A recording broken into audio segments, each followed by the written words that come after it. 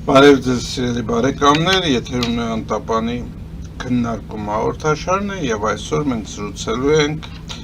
Ազգային օրակարգ կուսակցության խորհրդի նախագահ Հայաստանի Հանրապետության նախկին դեսպան Արա Հակոբյանի հետ։ Ողջունում եմ պարոն Հակոբյան, շնորհակալություն հրավերը ընդունելու համար։ Մենք սովորաբար քննարկում ենք շաբաթվա կարևորագույն իրադարձությունները եւ մեր ուշադրությունից այս շաբաթ վրիպել են մի շարք կարևոր հարցեր, որոնք ամրագրված էին ուրեմն նոր ծրագրում եւ որը ներկայացրեց Նիկոլ Փաշինյանը եւ այդ ծրագիրը դեռ բազմաթիվ մեկնաբանությունների ու հասկանալու խնդիրներ ունի։ Առաջին հարցը, որ ես ուզում եմ բարձրացնել, այնտեղ փաստորեն փորձ է արվում կանոնակարգվել պետություն եկեղեցի հարաբերությունը։ Դա լավ է թե վատ, եւ եթե այո կամ ոչ, ապա ինչու։ Տեսեք, անպայման կանոնադառնում պետություն եկեղեցի հարաբերություններին, բայց մենք առիթ ունեցել ենք դրա մասին խոսել, բայց կարծում եմ այդ ծրագրի հենքային դրույթը այն է, որ Նիկոլ Փաշինյանը հերթական անգամ Նիկոլ Փաշինյանը եւ իր քաղաքական վարչակարգը ասում է հետեւյալը, որ մենք անցանք 4-րդ հանրապետության, այսինքն սկիզբ ենք դնում կամ սկսում ենք 4-րդ հանրապետության ընթացքը, այն պարագայում, ինչպես եւ մենք քննարկել ենք բազմաթիվ անգամ, 4-րդ հանրապետություն չի կարող լինել, որովհետեւ չի եղել 3-րդ հանրապետություն, իսկ 3-րդ հանրապետություն չէր կարող լինել, որովհետեւ չի եղել 2-րդ հանրապետություն, այսինքն սովետական միության շրջանակում Հայաստանի սոցիալիստական հանրապետությունը, որ եղել է առաջին հանրապետության բռնազավթված եւ բռնակցված տեսակը, չէր կարող դիտարկվել որպես պետական միավոր միջազգայինորեն ճանաչելի։ Այնպես որ 4-րդ հանրապետությունը, ինչպես եւ բոլոր միջև այդ եղածները, թվարկվածները եղել են կեղծիք եւ շարունակում են մնալ կեղծիք։ Թույլ կտակ այստեղ այսպես մոտենալ այդ խնդրին։ Այո, ես այդ տեսակետը գիտեմ, մենք քննարկել ենք այդ տեսակետը նույնպես հետ, բայց պետք չի այդ հանրապետությունների համարակալմանը ինչ որ այդպես լուրջ մոտենալ։ Դա ուրեմն ազատ մոտեցում է եւ կարելի է տարբեր ձևով գնահատել։ Կարելի է օրինակ 2-րդ հանրապետությունը, որը ասում եք չի եղել, համարել մեր 2-րդ օկուպացիոն հանրապետությունը։ Այսինքն խնդիրը նա չի, որ այստեղ մենք միջազգային ճանաչված բաներ ենք անում։ Եթե այդ նույն տրամաբանությամբ վերցնենք 3-րդ եւ 4-րդ հանրապետության մեջ ինչ տարբերություն կա։ Խնդիրը նա է, որ դա պայմանական անվանումներ են, որոնք տալիս են քաղաքական գործիչները, եկեք դրանց այդպես էլ վերաբերվենք։ Դա ես չեմ կարծում, ես այդ թույլ տվեք չհամաձայնվել, չեմ կարծում, որ դա պայմանական է, դա շատ հստակ է, որովհետեւ ասելով 2-րդ հանրապետություն եւ ճանաչելով որպես այդպեսին 2-րդ հանրապետությունը, որի իրավահաջորդը եղել է այս հանրապետությունը, որը արտահայտված է, փաստորեն արտահայտված է մեր անկախության հռչակագրում, դա նշանակում է ճանաչել Ապորինի Մոսկվայի 1921 թվականի Մոսկվայի Կարսի պայմանագրերը, որով ձևավորվել են այս սահմանները, եւ դա նշանակում է մերժել առաջի հանրապետությունը որպես փաստացի 75000 քառակուսի կիլոմետրանոց պետություն ճանաչված ազգերի լիգայով եւ նաեւ դրան գումարած Վիլսոնի իրավարար վճռով արդեն արտահայտված են տարածքները, որը պետք է Թուրքիայի սահմանները արտահայտեն։ Այսինքն դա ձևական դիրքորոշումն է։ Չէ, դա քաղաքական չի, դա շատ հստակ է, որովհետև սրա տակ դնում են իրավական հիմքեր։ Եվ իրավական հիմքը սովետական սոցիալիստական հանրապետության ճանաչումն է եւ նաեւ բանի Ալմատի 91 թվականի Ալմատի հռչակագրի ճանաչումն է որպես այդպեսին։ Այսինքն մենք հրաժարվում ենք հայկական հարցից եւ մենք հրաժարվում ենք հայկական պահանջատիրությունից։ Ես հակադարձ հարց տամ ձեզ։ Հայաստանի Հանրապետության իշխանություններից որ մեկն էլ դրա մասին ընդհանրապես խոսել։ Բոլորը լուր ընդունել են, չէ՞ դա։ Դե որտե բոլորը լուր ընդունում են, չեն խոսում դրա մասին։ Հիմա այս մեկը խոսում է եւ դա է տարբեր։ Չէ, տենց չի, որտե բոլորն էլ խոսել են, փաստացի խոսել են հենց նրանով, ինչպես եւ ես ասացի, առաջի հենց այս Հայաստանի Հանրապետության իշխանությունները Դևոն Տեր-Պետրոսյան, Վազգեն Մանուկյան եւ իրենց հետ միասին Ղարաբաղ կոմիտեև ՀՀՇ ընդունել են անկախության հռչակագիրը։ Այո։ Եվ դա նշանակում է խոսել հենց դրա մասին։ Դա նշանակում է ճանաչել փաստացի ապօրինի Մոսկվայի եւ Կարսի պայմանագրերը։ Դա նշանակում է իրավահաջորդ չճանաչել այս հանրապետությունը առաջին հանրապետության։ Դա նշանակում է անկախ պետականության չվերականգնում։ Եվ դա խոսել են։ Եվ դրա համար ես մի անգամ չի արդեն դուք դերմեկն ա որ ստիպված կրկնվեմ, մի անգամ չի որ ես ասել եմ, որ այս բանում Հայաստանում այսօր իշխում է իշխանական համակարգ 35 տարի Հայաստանը տիրող եւ այդ իշխանական համակարգը իր էությամբ հակապետական է, ինքը իր էության կորպորատիվ է, ինքը ապազգային է եւ հակահայ է եւ բոլոր վարչակարգերը Տեր-Պետրոսյան Լևոնից սկսած մինչեւ Նիկոլ Փաշինյան նույն համակարգի ներկայացուցիչներն են եւ բոլոր տիտղոսային ընդդիմությունները նույն համակարգի ներկայացուցիչներն են։ Դուք դա ասել եք բազմիցս հիմա եւ ստիպված նորից ասեցի, որովհետեւ բայց ստիպված չեք, դուք ինձ չբանարեցիք, չընկալեցիք իմ ասածը։ Խնդիրը հետեւյալն է։ Ձեր ասած այդ համակարգը 91 թվականից մինչև 90-ից կարելի ասել։ Այո, շարունակում է ղեկավարել, շարունակում է ընդունել որոշումներ։ Հետևաբար այս ձևակերպումը այս 4-րդ հանրապետության ոչ մի բանով չի տարբերվում։ Տարբերվում է, շատ տարբերվում է նրանով, ասեցի, որ նախորդները քայլ առ քայլ համընթաց մերժելով հայկական հարցը, եւ մերժելով պահանջատիրությունը, մերժելով հատուցումը ցեղասպանության հայրենազրկման, համընթաց իջեցրել են բանը, մակարդակը, պետական մակարդակը, այս մեկը հերթական քայլն անում, ընդհանրապես Արցախի հարցը հանում է։ Եթե օրինակ պայմանական ասած 3-րդ հանրապետության այդ հռչակագրում այդ 89 թվականի Արցախի միացման բանը, այդ թեզը արկա էր հռչակագրում, մնացածը ինչպես եւ ասեցի, մի կողմ էր դրած, դա էլ պարտադրանքով էր արկա, այնուամենայնիվ դա այդքան էական չի։ Այս մեկը դա էլ է հանում, այսինքն տարբերվում է։ Եթե մինչ այդ ինչ որ կիսատ քայլեր էին արել, մենք դրան կանդրադառնանք հիմա առայն որ օրինակ Սփյուռքը գոնե քաղաքացիության մակարդակով իրենց ծնունդի փաստով հայ լինելու փաստով իրավունք էին ստացել դառնալ Հայաստանի Հանրապետության քաղաքացի, սա դա էլ է հանում։ Եթե օրինակ բանը ինչա եկեղեցին ուներ իրավասություն որոշակի հոգևոր կյանքը հայության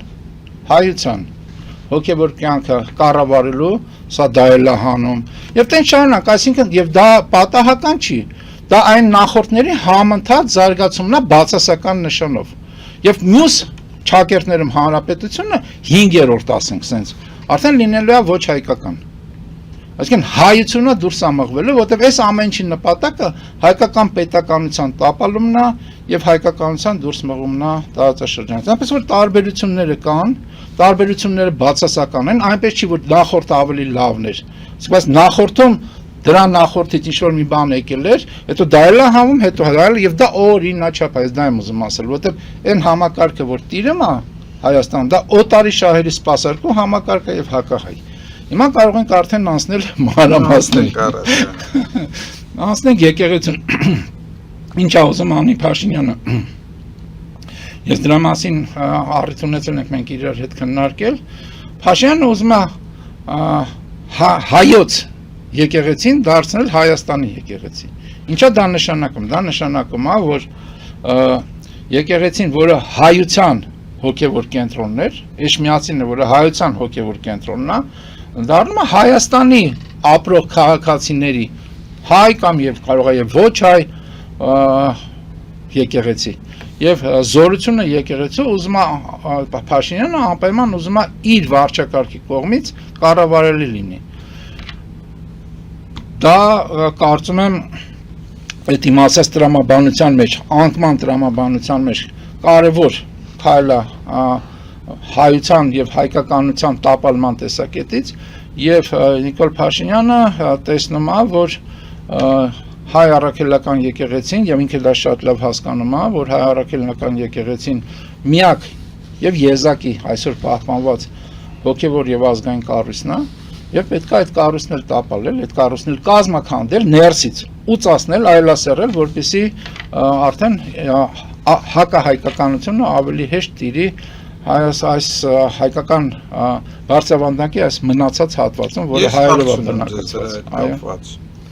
Մի պահ եկեք պատկերացնենք, որ Հայաստանի Հանրապետությունը ազգային խորը արժեքներով պետություն է։ Ինչպիսին պիտի լինի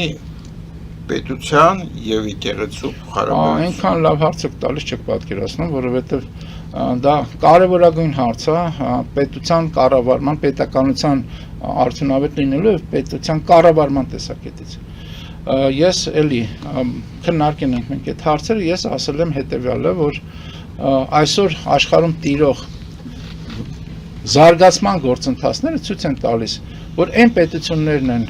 արդյունավետ գործում, որպես պետական եւ ազգային միավորներ, որտեղ պետության կառավարման մեջ համադրված է աշխարհիկը եւ հոգեվորը։ Իսկ աշխարհիկի եւ հոգեվորի ընդհանրություն կա պետության կառավարման տեսակետից։ Այդպիսի պետություններ են ի դժբախտություն մեզ, օրինակ Թուրքիան։ Այդպիսի պետությունը էլի ի դժբախտություն մեզ, օրինակ Իսրայելը։ Այդպիսի պետություն է դառնում ի բարօրություն մեզ Հնդկաստանը։ Այդպիսի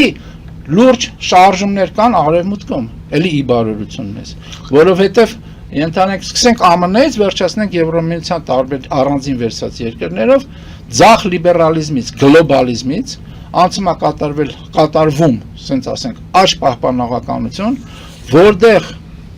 կառավարման մեջ կարևորվում է բովանդակային իմաստով եւ մասնակցության իմաստով կարևորվում է հոգեվորը։ Շատ լավ, բայց ես ստիպված եմ հարցնել այդ դեպքում, ինչպես եք մեկնաբանում ձեր համադրում տերմինը, արդյոք ինչ որ ձեւով որոշում պետք է ընդունվի եւ եթե կոնսենսուս չկա, մեկի ձայնը պետք է անցնի։ Ով է ում ենթարկվում։ Չէ, այդպես չի, դա ֆունկցիոնալ իմաստով է բաշխումը լինելու, իմ կարծիքով, կան պետության կառավարման մեջ հոգևոր տիրույթի, օրինակ մշակույթ դա կարա լինի, օրինակ դա կարա լինի հոգևորի կրթության մեջ հոգևորի մասնաբաժինը, դա կարող է լինել արտաքին հարաբերություններում համապատասխան համադրում է այն ինստիտուցիոնալ կառույցները, որ հայ առաքելական եկեղեցին ունի եւ պետական, այսպես ասենք, արտաքին քաղաքականության միավորների, մասնավորապես դեսպանատների շահերի ոչ միայն համադրումը, այլ նաեւ համատեղ գործունեությունը եւ այլն, այսինքն այդտեղ տեսեք, դուք չեք պատասխանում հարցին, որովհետեւ խնդիրը հետեւյալն է։ Այո, եթե երկուսն էլ գործում են նույն ուղղությամբ, ամեն ինչ լավ է։ Բայց եթե հանկարծ կողմերից մեկը սկսում է հակառակ ուղղությամբ գործել, մյուսը պիտի կարողանա ինչ։ Չէ, գիտեք ինչ է նշանակում հակառակ, այսինքն մենք ենթադրություն ենք, հիպոթետիկ ենթադրություն ենք անում, որ պետությունը որպես այդպեսին, աշխարհիկ մասը պետության կամ հոգևոր մասը պետության կամ հայության կարող հակահայ լինի։ Բե օրինակ ինչպես հիմա մեղադրում են, լրտեսություն է անում այլ պետության։ Մեղադրում են դրա համար, եթե դու համակարգումը եւ հենքային արժեքային մասը համարժեք լինի, նրան ինչի մասին մենք խոսում ենք, ապա դա չի կարող լինի ինչ որ դուք ասում եք։ Եվ դա կբացառվի արդեն ներքին հակակշիռների ինստիտուցիոնալ կառույցներով։ Այսինքն դուք մեկը մյուսին ենթարկվելու խնդիր չեմ տեսնում, բացարձակ, չէ, չեմ տեսնում, ես տեսնում եմ համադրման, այն ինչ որ ասեցի արդեն թվարկեցի կա բանում, իմ ասած երկրներում եւ այն ինչ որ զարգանում այսօր արևմուտքում։ Եվ դա է իմ կարծիքով այն ուղին, որով հայ առաքելական եկեղեցու ներուժը եւ հայ պետականության աշխարհիկ պետության ներուժը իսպաս կդրվի հայության եւ հայկականության շահերին։ Այնպես որ այն ինչ որ Փաշինյանը ուզում է անի, դա բացարձակ իմ կողմից մերժելի է, բայց դրան էլի անդրադարձել եմ, մի անգամ եմ ուզում անդրադառնալ, դրա լուծման միակ ձևը եկեղեցու մեջ, եկեղեցու հոգևոր հայրերի կողմից ներսում իրենց իսկ խոցելիությունը, որը Փաշինյանը շատ լավ օգտագործում է, խոցելիությունից ձերբազատվելն է։ Օրինակ, հրաժարական տալ, նորա ժողովրդը ինչ։ Օրինակ, ես հիմա չեմ ուզում ինքս լինեմ այն մարդը, որ կխառնվի եկեղեցու ներքին գործերին, բայց խոցելիությունը միարժեք է եւ տեսանելի է հոգեվոր բարձրաստիճան հայրերի այն մասով, որոնք այդ այսպես ասած հնարավորությունը Փաշինյանին տալիս են մտնել եկեղեցու գործերի մեջ։ եւ իրենց մեջ իրենք շատ լավ գիտեն, ինձ էապես ավելի լավ գիտեն, թե ինչը եւ ինչպես է, եւ պետք է այդ խնդիրները իմ կարծիքով լուծեն։ Շատ լավ, եկեք կարճատև դադար հայտարարենք, հիմա գովազդ կգնա եթերում, սիրելի բարեկամներ, մնացեք մեզ հետ, ինչպես նաև կարող եք զանգահարել էկրանին նշված համարներով եւ մասնակցել մեր քննարկմանը։ Գովազդ է եթերում։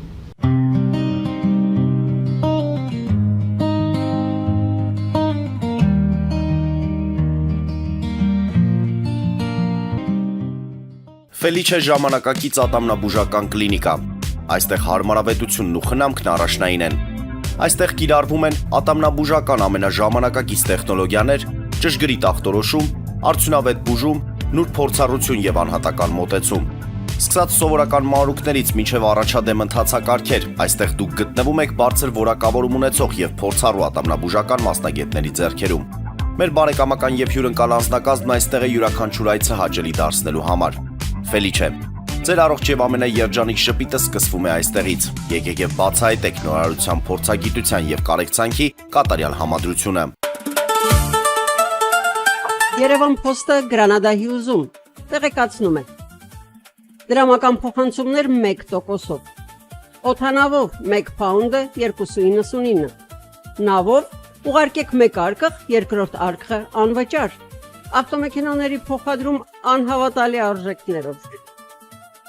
Ինչպես նաև կահույք եւ մեծ չափի բեռների փոխադրում։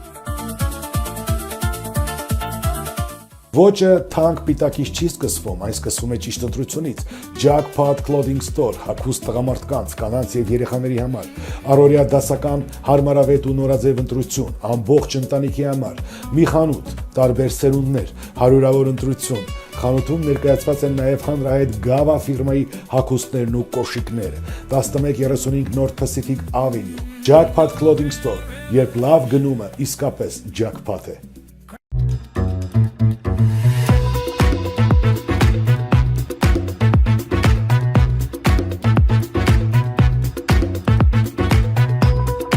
Արարատ ռեստորան, ընտանեկան եւ ընկերական ժամանցի լավագույն հասցե, սիրված արտիստներ, հյուրընկալ մթնոլորտ, հարուստ ճաշացան, անմահական խորտիկներ։ Արարատ ռեստորան, հասցեն անփոփոխ, սիրով սպասում ենք ձեզ։ Լավագույն պաղպաղակ, բնական, համեղ եւ մատչելի գներով պաղպաղակը կարող եք ձեռք բերել բոլոր հայկական խանութներում։ Պահանջեք հայկական պաղպաղակ, Թամարա պաղպաղակ։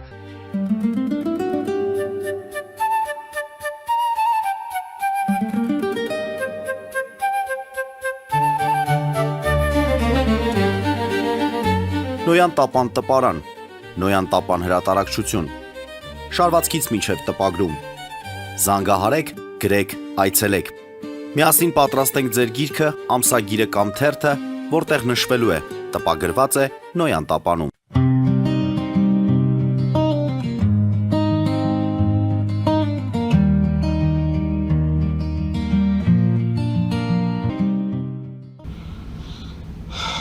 Մենք շարունակում ենք մեր քննարկումը Արա Հակոբյանի հետ։ Պարոն Հակոբյան, դուք ձեր նախորդ խոսքում այսպես անդրադարձակ մի փոքր քաղաքացիության խնդրին։ Ես կարծում եմ, որ մենք պետք է մեր հեռուստադիտողներին ավելի լավ բացատրենք դա ինչ է սպասվում, այսինքն ինչ է ուզում անել քաղաքական պայմանագիրը, երևի դա պետք է արվի սահմանադրության մեջ նոր եւ ինչ հետևանքներ կունենա ձեզ, եթե քաղաքացիության ցենզը ծնունդով հայ լինելուց փոխվի դեպի, չգիտեմ, հենց քաղաքացիության ցենզ, այսինքն բնակության ցենզ։ այ ռեզիդենտ լինելու ցենզ, այսպես ասենք։ Տեսեք, երկու կարևոր բան կա այս հարցում, որին պետք է իմ կարծիքով անդրադառնալ։ Առաջինը քաղաքացիության իրավունքը ծնունդի հայ լինելու ծնունդի իրավունքով, այսինքն դու ծնունդով հայ ես եւ այսօրվա Չէ, դու ծնունդով Հայաստանի քաղաքացի ես։ Չէ, ծնունդով հայ ես այսօր։ Դու ծնունդով հայ ես, այսօրվա գործող իրավունքի մասնախոսքը։ Դու ծնունդով հայ ես եւ դրանով իսկ ձեռք ես բերում իրավունք դառնալու Հայաստանի Հանրապետության քաղաքացի եւ դիմում ես եւ այդ գործընթացով դառնում ես Հայաստանի Հանրապետության։ Ես այստեղ ուզում եմ անպայման նորից նշել, որ կա սիստեմ, որ դուք չպետք է դիմեք, կա սիստեմ, որ դուք եթե ծննդով հայ եք, դուք պարզապես պետք է ձևակերպեք ձեր քաղաքացիությունը։ Դա հիմա տվյալ դեպքում մեր մոտ դիմումով է։ Մեր մոտ դիմումով է եւ դիմումը, բայց ունի գործընթաց, որը փաստացի արդեն ձեր ասածն է, մեխանիկորեն դու դառնում ես, հնարավորություն ես ստանում ինչ-որ ժամանակ հետո, գործընթացից հետո դառնալ Հայաստանի Հանրապետության քաղաքացի։ Հիմա մյուս հարցը մասնակցելն է Հայաստանի Հանրապետության արդեն տվյալ դեպքում հանրապետության առօրյային, այսինքն մասնակցել ընտրությունների, մասնակցել կառավարմանը եւ այլն։ Հիմա այստեղ երկու մասով էլ կա խնդիր։ Խնդիր առաջին, ծնունդով իրավունք ունենալու հարցում, իմ կարծիքով եւ մեր քաղաքական ուժի կարծիքով ազգային օրակարգ, հայ ծնունդով պետք է ունենա հնարավորություն դառնալ Հայաստանի Հանրապետության քաղաքացի, բայց հարցը հետեւյալն է, արդյոք դա մասնապես օրինակ հիմա շատ ծնունդով հայերի համար չի հանդիսանում այլ երկրներում իրենց պարտավորությունից խուսափելու գործիք։ Օրինակ, այսօր Ռուսաստանի հայերը, քանի որ Ռուսաստանում վիճակը վատ տարածել է, մոբիլիզացիոն վտանգներ կան իրական, որ կարող է լինելով Ռուսաստանի քաղաքացի կարող է տանեն իրանց Ուկրաինայում պատերազմի եւ իրենք դառնան թիրախ կամ թնդանոթի միս, արագ գալիս են եւ ուզում են Հայաստանի Հանրապետության քաղաքացի դառնալ, չնայած Հայաստանի Հանրապետությունը որպես այդպեսին կամ իրանց հայ լինելը մինչև այդ պահը մոռացել էին։ Եվ որևէ դեր իրանց բանում կյանքում դա չէր խաղացել, ոչ էլ իրանց գործունեության մեջ։ Դա շատ կարևոր բան է եւ դրա համար ոչ թե պետությունը պետք է այդ հնարավորությունից զրկի ծնունդով հայերին, այլ կարողանա համապատասխան գործունեություն ծավալի, այդ թվում քարոզչական, որ ծնունդով հայերին հասկացնել տա, որ իրենց երաշխավորված անվտանգության եւ արդյունավետության եւ հաջողության միակ գրավականը դա ուժեղ Հայաստանի Հանրապետությունն է։ Այն ինչ որ օրինակ շատ են դրա մասին խոսում, կարողացել է անել Իսրայելը։ Կարողացել է անել Իսրայելը ցույց տալով հրեականությանը աշխարհով մեկցելված, որ ձեր գոյության, հաջողության եւ արդյունավետության գրավականը դա ուժեղ Իսրայելն է եւ հակառակը։ Հիմա Նիկոլ Փաշինյանը ուզում է դրանից այդ ռեզիդենտ, այսինքն ռեզիդենտ լինելու ցենզ մտցնի եւ ըստ դրա ամենանդեպս դա է գրած, թե դրա մանրամասն ինչպես կձևակերպեն դեռևս պարզ չի, բայց հիմնական գաղափարը հետեւյալն է, ռեզիդենտ ցենզ լինի, ըստ դրա քաղաքացիություն ստանան, այսինքն ծնունդի խնդիրը դնեն մի կողմ կամ ոչ այդքան կարեւոր է եւ դա արդեն փաստացի հնարավորություն է տալիս ծնունդով ոչ հայերին նույն պայմաններով ստանալ քաղաքացիություն եւ դա ժողովրդագրական պատկեր է Հայաստանի Հանրապետություն կարող կտրուկ փոխի եւ բավականաչափ կարճ ժամանակում տարբեր երկրներից ինչպես եւ տեսնում եք հիմա միգրացիոն հոսքեր կան երկրներից որտեղ միլիոններով կամ հարյուրավոր հազարներով այդ թվում Ռուսաստանից եւ ոչ միայն հայերը ռուսները հարյուրավոր հազարներով կարող են գալ եւ այստեղ միգրացիոն վիճակ ժողովրդագրական վիճակ փոխի դա շատ վտանգավոր է եւ շատ հակահայտ թեզ է բայց կրկնում եմ այլ բան որ պետությունը պետք է լուրջ աշխատանք տանի հայկական սփյուռքի լուրջ օջախներում եւ ընդհանրապես երևի բոլոր օջախներում որպեսզի ծնունդով հայերը իրենց իրական հայ զգան եւ իրենց կապված գան Հայաստանի Հանրապետության հետ որպես իրենց հայրենիք ապրելով այդտեղ հայրենիք դիտարկեն Հայաստանի Հանրապետությունը հիմա անդրադառնանք մյուս խնդրին դա ընտրության խնդիրն է այսինքն ինչքանով ծնունդով հայերը Հայաստանի քաղաքացի դարձած պետք է կարողանան մասնակցել կառավարման այսինքն մասնակցել ընտրություններին այստեղ նույնպես խնդիր կա եւ այսինքն այդ խնդիրները որ բարձրացվում են Նիկոլ Փաշինյանի կողմից եւ հետո մանիպուլացվում են եւ հակահայ գործողությանա վերածվում բայց խնդիրը իրականում կա չէ մենք տեսանք փաստացի այս 26 թվականին իրականացված ընտրություն կոչված միջոցառման ընթացքում թե ոնց էին Ռուսաստանից կազմակերպված բերում Հայաստանի Հանրապետության քաղաքացիներ, որոնք ապրում են Ռուսաստանում եւ չգիտեմ ինչ հաճախությամբ են Հայաստան գալիս կամ գալիս են թե չեն գալիս ընդհանրապես, որպեսզի ռուսական ազդեցության ուժի համար իրանք քվե տան։ Մենք դա ակնառու տեսանք։ Եվ նույնիսկ բաներ եղան, չէ, հարցազրույցներ եղան, մարդիկ ասում են, դե գալիս ենք մի օրով, այսօր երեկվան էլ հետ ենք թռնելու։ Այսինքն գալիս են հատուկ այդ նպատակով, այդ թիրախով։ Իմաստը շատ կարևոր է հարցը, որ արդյոք որևէ այլ երկրում ապրող ծնունդով հայ եւ Հայաստանի քաղաքացի դարձած անձը չի ներկայացնում այդ երկրի, այլ երկրի, դա Ռուսաստանն է հիմնականում եւ բայց միայն Ռուսաստանը չի, այլ երկրի շահերը ստեղ իր ընտրությամբ։ Եվ դա շատ կարևոր հարց է եւ այդտեղ նույնպես պետք է գործիքներ կիրառել, բանի ընտրական օրենսգրքում փոփոխություններ արեցին եւ եթե չեմ սխալվում, հաստորեն ասեցին փոփոխությունը հետեւյալն էր, որ վերջի 2 տարվա մեջ պետքա ռեզիդենտ եղած լինի, այսինքն դա ինչ է նշանակում, գոնե կեսը, այսինքն դա նշանակում մի տարի պետքա Հայաստանում ապրած լինի։ Ես կարծում եմ այդ բանը էլի ոնց որ եւ աննման Նիկոլ Փաշինյանը եւ իր վարչակարգը շատ մեծ թիվ, այսինքն դրանով փաստորեն մարդկանց զրկում են մասնակցելու ընտրությունից, որտեղ դրսում ապրողը նենց չի որ կարող է 2 տարվա մեջ մի տարի ստեղ ապրել։ Բայց այտենց ցենս կարող է լինել, բայց դա կարող է ավելի կարճ լինել։ Օրինակ վերջի կամ վերջի չէ։ Մի տարվա ընթացքում օրինակ 3 ամիս, այսինքն մարդը, որը գալիս է Հայաստանի Հանրապետության ապագայի համար, ինքը Հայաստանի Հանրապետության քաղաքացի, բայց Սփյուռքի ներկայացուցիչ քվեարկում է, ինքը նորից պետքա դա կապի իր անվտանգության, իր բարեկեցության եւ իր խնդիրների լուծման հետ, իսկ դրա համար ինքը պետքա Հայաստանը ճանաչի։ Այստեղ ես իրականում իրավական հարց եմ տեսնում, որովհետև քաղաքացիների այս կամ այն խմբերին ինչ որ օրենքներով զրկել իր հիմնական քաղաքացու հիմնական իրավունքներից, սա մի քիչ ինձ համար իրավական խնդիր կա, ինձ թվում է։ Ես իրավաբան չեմ մասնագիտությամբ, բայց չեմ պատկերացնում ինչպես կարելի է ասել, այո, դու քաղաքացի ես, բայց չունես ընտրելու իրավունք որովհետև։ Տեսեք, կա այդ բանը։ Չէ, ես գիտեմ որ տարբեր երկրներում դա կիրառվում է։ Կիրառվում է, այսինքն դու կարող ես լինես քաղաքացիություն, բայց այդտեղ հակասություն կա։ Այդտեղ հակասություն կա։ Եվ այստեղ առաջանում է այդ հարցը այնուամենայնիվ Նիկոլ Փաշինյանը ճիշտ է անում, որ չի թողում, որպեսզի քաղաքացիները շատանան այդ ձևով, եթե իրանք չեն մասնակցելու ընտրություններին։ Բայց խնդիրը ուրիշ է։ Եթե այսպիսի ցենզեր ես ընդունում, ուրեմն դու պիտի լրիվ փոխես ռազմավարությունը Սփյուռքի հետ հարաբերություններում, այսինքն չդիտարկես հայությունը որպես մեկ միասնական օրգանիզմ, հակառակը կտրես հայության մեծամասնության շպրտես մի կողմ եւ զբաղվես միայն Հայաստանի Հանրապետության հենց դա էլ անում է Նիկոլ Փաշինյանը, ինչ որ դուք վերջում ասացիք, այսինքն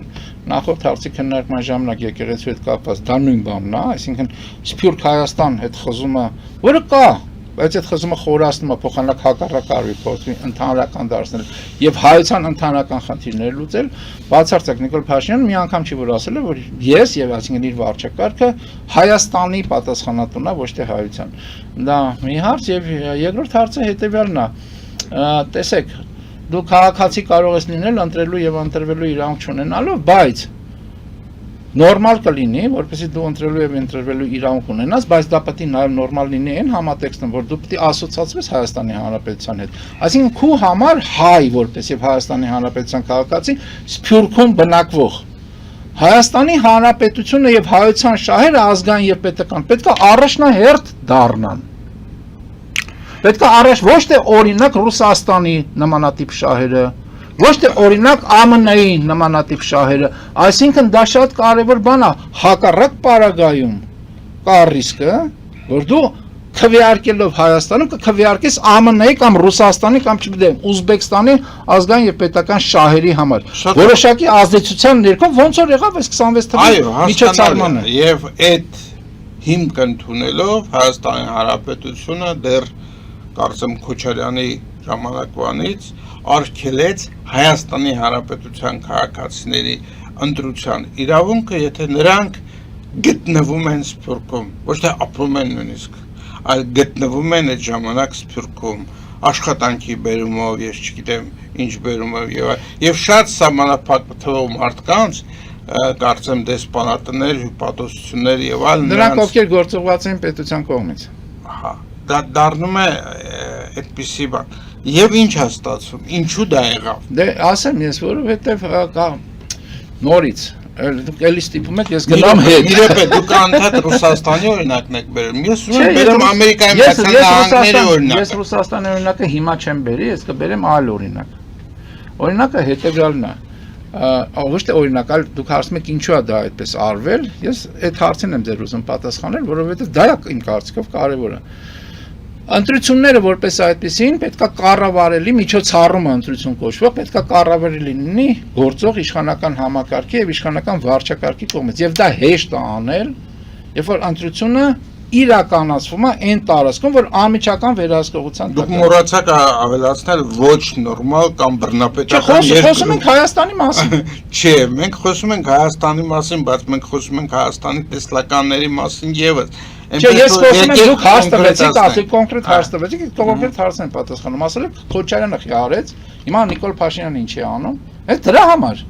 Ինչ է արել, չգիտեմ, նա մյուսը կամ այն մյուսը կամ հենց դրա ինչի Լևոն Տեր-Պետրոսյանը չէր համաձայնում երկհաղաքացիությանը, հենց դրա համար։ Համակարգը նպատակ ունի հնարավորություն չտալ ընտրությունների միջոցով փոփոխություն իշխանական։ Հնարավորություն չտալ դրա համար ամբողջ այդ միջոցառումը ընտրություն կոչված պետք է իրանց կողմից վերահսկելի լինի դա է հիմնապատճառը այնտեղ հայություն հայկականություն այդպես վեհ գաղափարներ Հայաստան հայրենիք հայկական բարձրավանդակ այդպես բաներ չկա դա վաղուց է ջնջված եւ շարունակում է ջնջվել սա է հարցը մենք շարունակում ենք մեր քննարկումը Արա Հակոբյանի հետ եւ քանի որ մենք շատ հարցեր ունենք քննարկելու Ես կխնդրեմ մեր հերոստատիտողներին հարցերը տալ բավականին համառոտ։ Բարև ձեզ, դուք եթերում եք։ Այո։ Լսում եմ ձեզ։ Բարև ձեզ։ Բարև ձեզ։ Ներողություն, հարցս այսպեսին է։ Ցանկացած հայ մարդ, թեկուզ երկում ապրի, նա իրավունք ունի մասնակցի Հայաստանում բոլոր ընտրություններում, որևէ մեկը նրան իրավունք չունի գլատելու։ Միայն թող օրենք ընդունեն այն խմբակների համար, որ եկել են Հայաստանում խմբակ են կառուցում, ազգային ժողով են մտել, ուրիշ պետության համար ձայն են բանանում, այլ նրանց պետք է թույլ չտան մտնեն այդտեղ եւ ուրիշ պետության ձայն տան, որ նրանց սրուպը դառնա։ Շնորհակալություն, հասկանալի է ձեր հարցը։ Հասկանալի է։ Պետք է Հայաստանում հային միայն, ձայն տա Հայաստանը հայ մնա, ոչ թե գնա Հայաստանում ապրի ուրիշ երկրներին է ձայն տա։ Շնորհակալություն։ Շնորհակալություն։ Դե տեսեք, մենք դա քննարկեցինք փաստորեն, հիմա ես համաձայն եմ, որ ցանկացած հայ մարդ, ծնունդով հայ մարդ, երկու բան պետք է ունենա հնարավորություն լինել Հայաստանի Հանրապետության քաղաքացի եւ պետք է ունենա հնարավորություն մասնակցել Հայաստանի Հանրապետության կառավարությունը սպասարկելով հայկական ազգային եւ պետական շահ։ Դա այս վերջին մասը խիստ կարեւոր է։ Հիմա ասվում է սրանց բոլոր հայերին ձայն տանք, բայց հնարավորություն տանք, բայց ինչ որ մի մասին հնարավոր ո՞նց ենք չափելու։ Այդ որ մասն է, որ Ռուսաստանի շահից է խոսում, ԱՄՆ-ի շահից է խոսում, չգիտեմ, որևէ երրորդ երկրի շահից է խոսում եւ ըստ դրա գործում։ Ո՞նց ենք դա չափել։ Այդ չափման որոշակի ձևաչափել պետք է լինի եւ դա պետական խնդիր է։ Ոչ թե պետք է կտրենք այդ հնարավորությունը, այլ պետք է համակարգենք եւ կարողանանք այդ չափման միավորները դնել։ Օրինակ ասեցի մի երկու բան էլ ավելացնեմ։ Օրինակ հարկերի մուծման մասով, այսինքն մարդը պետք է որոշակիորեն հայ մարդը քաղաքացի նույնականացվի Հայաստանի հետ։ Հարկերը վճարի Հայաստանին։ Օրինակ գա Հայաստանի Հանրապետություն զավակը գա ծառայի հայկական բանակում։ Եվ այլն, այսինքն կարելի է ձևաչափերը գտնել։ Կարելի է նաև կարճ ժամանակ, այո, դա էլ է տարբերակ, բայց դա ծայրահեղ տարբերակ է։ Ռեզիդենտ, այսինքն գա ենթենք տարվա կտրվածքով 2-ից 3 ամիս Հայաստանում ապրի։ Դա միշտ չի որ դա հնարավոր է, բայց դրան փոխարինող մեծ ձևաչափեր կան։ Դե առարկություններ կան, որովհետև մենք այսպես էքսպրոմտ մտածում ենք։ Բայց ուզում եմ ասեմ տարբերակներ կան, դա պետք է դնել, ոչ թե կտրել այդ հնարավորությունը։ Հաջորդ հեռախոսա զանգանեմ ընդունում, բարև ձեզ, դուք եթերում եք։ Ալո, բարև ձեզ, պարոն Հարությունյան, բարև ձեզ, պարոն Հակոբյան, ողջունում եմ ձեզ հեռավոր գրենդելից։ Ես իմ հարցը վերաբերում է քաղաքացիությանը եւ ուզում եմ պարոն Հակոբյան արձագանքել վերջերս էլ 5-րդ խոսափող հաղորդում տեղի ունեցավ ընդհանրապես ես մտածում եմ որ Միացյալ Նահանգները այստեղ բոլորին նույնիսկ արտերկրում ամերիկացիներին տալիս է ընտրելու իրավունք Պարզվում է որ դա այդպես չի եղել Միացյալ Նահանգներում եւ դա պարզապես վերջին զարգացում է կոնգրեսը պարզապես թույլ է տվել որ արտերկրում ապրողները ունենան դա երբ Ամերիկան փոքր Հայաստանի նման դա տեղի չուներ Փաստորեն բոլոր եւ Իսրայելի եւ Ամերիկայի եւ Արևմուտքի օրինակով միջ ստանդարտներով դա մոտավորապես Հայաստանի նման է որ բոլորը ունեն քաղաքացիներ ովքեր ապրում են Հայաստանում ենթադրենք քվեարկելու իրավունք եթե նրանք օրինակ իմ նման որոշում են ապրել արտերկրում պետությունը կարող է սահմանափակել դա փաստորեն այդպես է եթե այդպես է դուք համաձայն եք որ դա մոտավորապես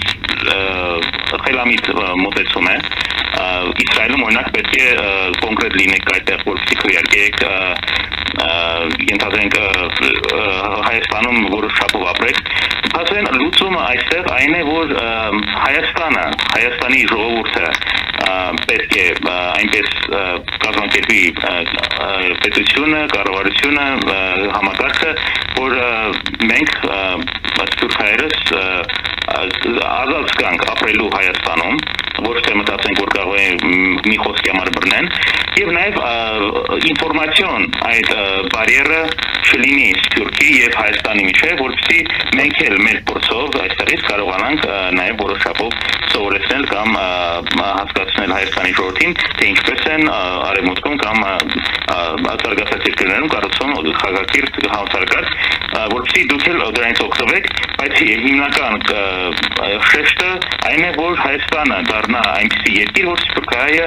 ազատ զգա ապրել Հայաստանում։ Շնորհակալություն։ Տեսեք, ես հիմնական խնդիրը նույնիսկ դրա մասին մի երկու բառ ասեցի, կրկնվեմ, ուրեմն իմ կարծիքով հիմնական հարցը հետևյալն է. հայությունը պետք է կարողանալ, այսինքն պետք է բերել մի իրավիճակի եւ դա պետական խնդիր է, բայց ոչ միայն պետության, այլ նաեւ սփյուռքի խնդիր է, հայությունը պետք է Հայաստանը դիտարկի որպես հայրենիք։ Դա խիստ կարևոր է, Հայաստանն է հայության հայրենիքը եւ Հայաստանի հայրենիքի զորեղ լինելը, զորությունը պետք է լինի ընդհանրական հայության համար խնդիր, թիրախ եւ նպատակ։ Հիմա ելնելով նրանից թե հայությունը պետք է սփյուռքը հայությունը պետք է Հայաստանում կարողանա ապրել, իհարկե դա բնական է, ոչ միայն պետք է կարողանա ապրել, այլ պետք է ունենալ իրավունք։ Բայց որպեսզի այդ իրավունքը չօգտագործվի երրորդ ուժերի կողմից, պետք է դա լինի որոշակի կարգավորման ներքո, ոչ թե սահմանափակումների, այլ կարգավորման ներքո։ Այսինքն պետությունը սփյուռքը հայության հետ միասին պետք է գտնի ձևաչափեր, որ այդ խնդիրը կարգավորվի, որ ձայնը քվեն հայի, իսպաս դրվի Հայաստանի ազգային, հայության ազգային եւ պետական շահի։ Ես լրացնեմ ձեր թույլտվությամբ մի քանի մոմենտ, այո, կա այդպիսի խնդիր եւ այո, այդ ընտրության հարցը պետք է որոշակի պարտականությունների հետ կապված լինի։ Դուք նշեցիք բանակում ծառայելը, որ ես լիովին համաձայն եմ։ Հարկային խնդիրները երևի դա այդպես չձևակերպենք մի քիչ, որովհետև մարդը ապրում է դրսում տալիս է հարկ եւ ներսում հարկ չի առաջանում Հայաստանի ներսում։ Այստեղ կարելի է դա փոխարինել որոշակի տուրքով, քաղաքացու Հայաստանից դուրս ապրող քաղաքացու տուրքով ինչ որ ձևով, որը որ Հայաստանի բյուջեին ասենք տարեկան ինչ-որ գումարներ, մատչելի գումարներ մուծի, բայց ինչ-որ ձևով նրա քաղաքացի լինելը ազդի Հայաստանի բյուջեի վրա։ Ես ձեր թույլտվությամբ էլի։ Այո, վերջացնեմ խոսքը եւ ինչ վերաբերում է սփյուռքի հայերի ընտրելուն, ես կարծում եմ, որ այստեղ անպայման պիտի ուրեմն գործարկվի երկու մեխանիզմ։ Մեկը պետության եւ պետության մեջ քվեարկելու մեխանիզմները, մյուսը համահայկական մարմինների մեջ համայն ազգի քվեարկելու հնարավորություն տալ, որ մենք ունենանք ոչ միայն պետություն, որի շուրջը համախմբված է, այլ ունենանք համազգային խորհրդակցական մարմիններ, որոնք կարող են իրենց վերաբերմունքը ասել այս կամ այն հարցի շուրջը։ Տեսեք, այդ ինչ որ դուք ասում եք դա քննարկման առարկա, հիմա ես չեմ ուզում մանրամասնել, որովհետև կարող է քննարկենք մի բան, որին դեռ պատրաստ չենք, հա, այսինքն դա մանրամասն, դա պետք է մտնել, մտածել, քննարկումը անգամ պետք է լինի հենքային։ Բայց ձեր նախորդ ասացի հետ ես ուզում եմ անդրադառնալ, որ հարկման տեսակետից կա ձևաչափ երկակի հարկման մասին, որ պետությունները փոխադարձ դա բան են, համաձայնագրեր են կնքում։ Եվ Հայաստանի Հանրապետությունը օրինակ նույն ԱՄՆ-ի հետ երկակի հարկման ձևաչափեր կան, որոնք եւ համաձայնություններ են եւ պետությունները պայմանավորվում են, որ երկքաղաքացիության պարագայում ինչ համամասնությամբ կարող է հարկում լինի, որպեսզի երկակի հարկում չլինի։ Դա գործիքներ են, որ եթե կան նպատակը ոչ թե սահմանափակելու, այլ կարգավորելու, այդ գործիքները կարելի է օգտագործել։ Մենք շարունակում ենք մեր քննարկումը Արա Հակոբյանի հետ, ազգային օրակարգ կուսակցության խորհրդի նախագահ, եւ մեզ մնաց այսօրվա քննարկելու երևի կհասցնենք կամ չենք հասցնի երկու հարց։ Նիկոլ Փաշինյանը իր բրիֆինգներից մեկում խոսեց Տիգրան Աշենի անկլավը հանձնելու վերաբերյալ, ասելով, որ դա հայկական տարածք չի, եւ մենք սպասում ենք դրան, որովհետեւ այն հիմքը, որի վրա Նիկոլ Փաշինյանը փորձում է կառուցել իրական Հայաստանը, դա անկլավներ ունեցող հիմք է, որը վաղ թե ուշ պետք է այս հարցը բարձրանար։ Իհարկե կարելի է այստեղ նաև փոխանակության մասին խոսել եւ այլն, բայց ես չեմ կարծում, որ Ադրբեջանը կհամաձայնվեր նույնիսկ 10 նապատիկ անգամ մեծ տարածքի այդ փոխանակման, որովհետեւ այս անկլավները ընկած են Հայաստանի համար կենսական կարևոր հատվածներում եւ Ադրբեջանը անպայման կօգտվի այս հնարավորությունից եւս մի հատ այսպես հստակ վերահսկողություն սահմանել Հայաստանի համար խոցելի հատվածում եւ ուրեմն համահարության հարցը, որ նշված է ուրեմն ծրագրի մեջ, եթե համահարությունը չհասցնենք, այսօր խոսել եկեք անկլավների հարցը։ Սկսենք անկլավներից, ուրեմն տեսեք, հերթական անգամ հղում անելով Ալմատի հռչակագրի վրա եւ ասելով, որ հայ-ադրբեջանական հարաբերությունները եւ ընդհանրապես հարաբերությունները մեր հարևանների հետ պետք է կարգավորվեն հենց այդ հիմքով, Նիկոլ Փաշինյանը մանիպուլացնում է եւ մանիպուլյացիայի հիմքում ընկած է հետեւյալը, որ ինչպես մենք քննարկել ենք, որ բանում գրված է այդ Ալմատի հռչակագրում, որ գոյություն ունեցող սահմաններով պետք է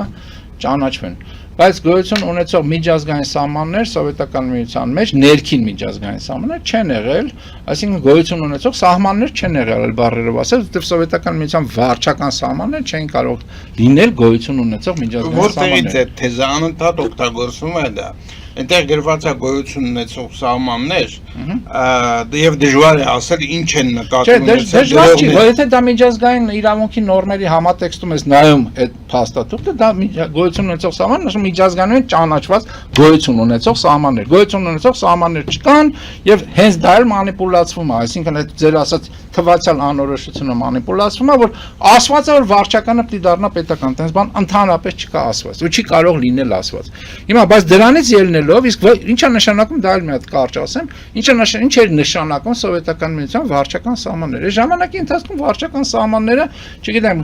Կենտկոմի ինչ-որ քարտուղարի որոշումով անձնական կարող փոխվեր։